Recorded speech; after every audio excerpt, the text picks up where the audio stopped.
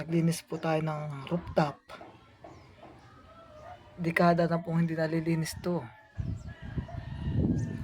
Yan, nagtanggal-tanggal po ako ng mga damo.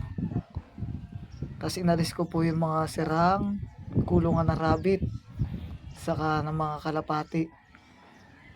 Inalis ko po yung mga ibang oregano. At tayo po ay naglinis ng bagya. Yan po, nilinis ko po at talaga namang mukha ng kagubatan ang rooftop na bahay ng tatay mulo, ng, ng nanay ng nanay ni Lia sa kanang tatay mulo. Yan po, inutay-utay ko pong nililinis at magtatag-init na po at wala na po mga kalat dito sa rooftop.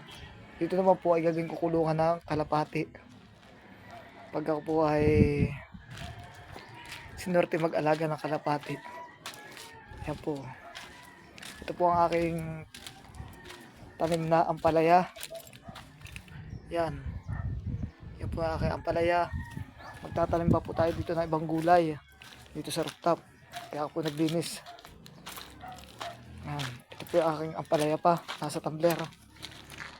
Yan po, may ilan pa pong oregano ako tinira at gamot daw po ito sa ubo at sa maraming sakit sa katawan. Yan po, ito pa po,